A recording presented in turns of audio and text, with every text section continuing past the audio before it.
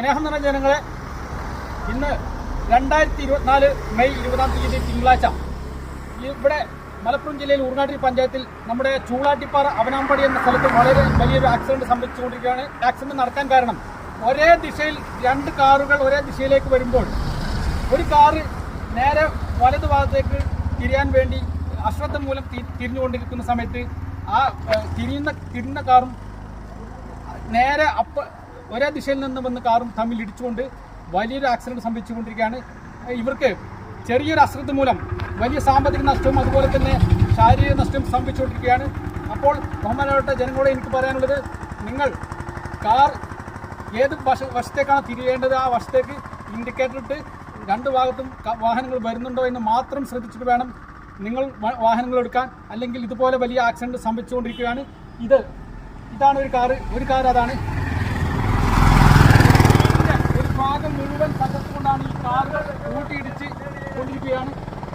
ഈ വീടിന്റെ നിലച്ചിലടക്കം ഈ മതില ആകെ ഇടിച്ച് തരിപ്പണമാക്കിക്കൊണ്ടിരിക്കുന്ന അത്രക്കും വേഗതയാണ് ഈ രണ്ട് കാറുകളും അരീക്കോട് ഭാഗത്തു നിന്ന് വരികയായിരുന്നു. ഈ വരുന്ന സമയത്ത് ഒരു കാർ അശ്രദ്ധ മൂലം നമ്മുടെ അവനാമ്പടിയിൽ നിന്നും തെക്കേക്കുണ്ടിലേക്കുള്ള റോഡിൽ കാർ എടുക്കുകയുണ്ടായി. അതിന്റെ ഫലമായി അരീക്കോടിൽ നിന്നും വന്ന മറ്റേ കാർ അത് വളരെ അശ്രദ്ധ മൂലം ഇടിച്ച് തരിപ്പണമാക്കിയിരിക്കുകയാണ്. ഇതിന്റെ കാർ പൂർണ്ണമായി തകർന്നുകൊണ്ടിരിക്കുകയാണ്. ഇതിന്റെ ദൃശ്യം ഇതാണ്. ഈ കാറിന്റെ ഉൾവശം ആകെ തടിച്ച് സമർപ്പണമാക്കിയെന്ന് ഇതിന്റെ ആക്രിക്കടക്ക് തൂക്കി കൊടുക്കാൻ മാത്രമേ പറ്റുകയുള്ളൂ. പൂർണ്ണമായി തകർന്നുകൊണ്ടിരിക്കുകയാണ്. അതാണ് ഇതിന്റെ ദൃശ്യങ്ങൾ. ഇവരുടെ അശ്രദ്ധ മൂലമാണ് ഇത് സംഭവിച്ചുകൊണ്ടിരിക്കുന്നത്. ഇതാണ് ഇതിന്റെ വാഗ്നറാണ് കാറ്. വളരെ തിരക്കേറിയ road, Areekode Othayi road, Ooty road എന്നറിയപ്പെടുന്ന ഈ റോഡ് വളരെ തിരക്കിയ റോഡാണ്. 10 വർഷം മുമ്പ് ഇത് തിരക്കില്ലായിരുന്നു. ഇപ്പോൾ വളരെയധികം തിരക്കാണ്. കാരണം കോഴിക്കോടിൽ നിന്നും ഊട്ടിയിലേക്ക് പോകുന്ന വ്യക്തികൾക്ക് ഇതിലെ ഒരു 5 കിലോമീറ്റർ ആദായമുണ്ട്. അതുകൊണ്ടാണ് ഈ എടവണ്ണ അരീക്കോട് വഴി പോകാതെ നേരിട്ട് കോഴിക്കോടിൽ നിന്നും വരുന്ന ആളുകൾ പത്തനാപുരം ഒതായി റോഡിലൂടെ ഷോർട്ടായി പോകുന്നത്. അപ്പോൾ നിങ്ങൾ അടുത്ത കാർ നിങ്ങൾ കാണാം.